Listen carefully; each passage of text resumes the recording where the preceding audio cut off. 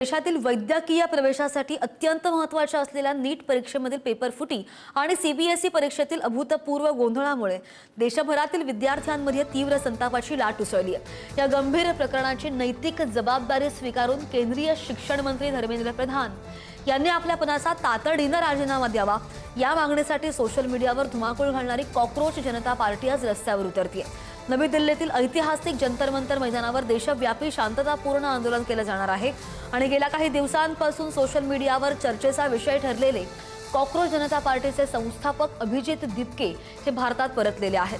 त्यांच्या नेतृत्वाखाली होणाऱ्या आंदोलनाची जोरदार तयारी सुद्धा केली गेली आहे। जुराळांच्या या आंदोलनामुळे राजकीय आणि सामाजिक वर्तुळामध्ये उत्सुकता निर्माण झाली असून आंदोलनाच्या पार्श्वभूमीवर दिल्ली पोलीस सुद्धा अलर्ट मोडवर आले।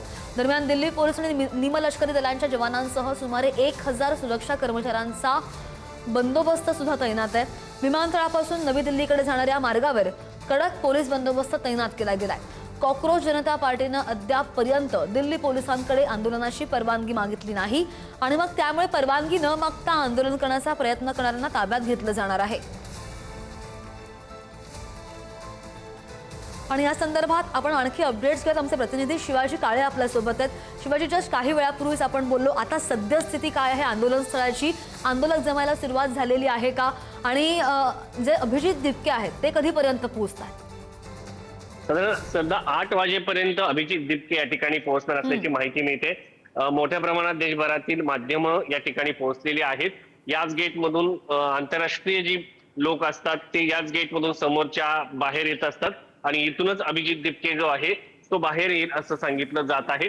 त्या दृष्टिकोनातून या भागामध्ये अतिमहत्वाचे लोक प्रवास करत असतात, त्यामुळं या भागाची सिक्युरिटी जी असते ती पहिल्यांदाच तैनात असते आणि ती चोख अधिक करण्यात आलेली आहे। आज सकाळीच या भागाच्या झोनल ऑफिसरने या सगळ्या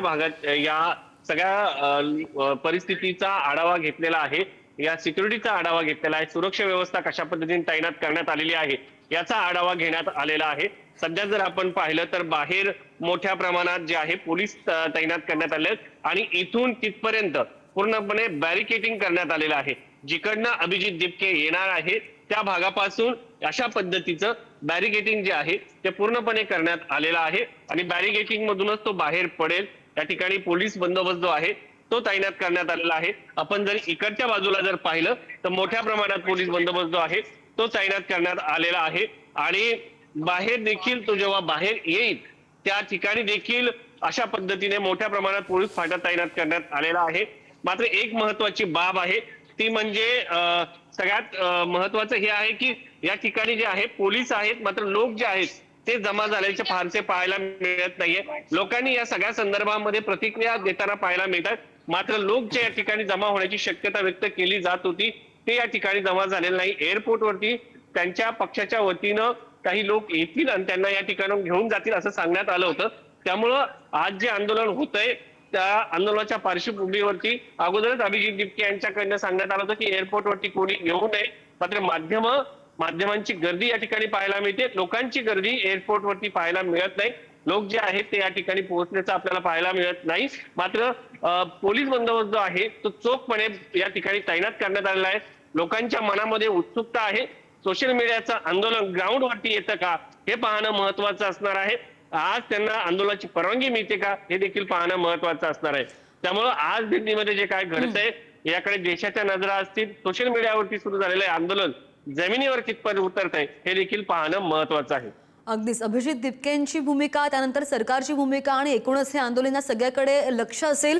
ताजे अपडेट घेऊ वेळोवेळी। शिवाजी, धन्यवाद दिलेल्या सविस्तर माहितीसाठी।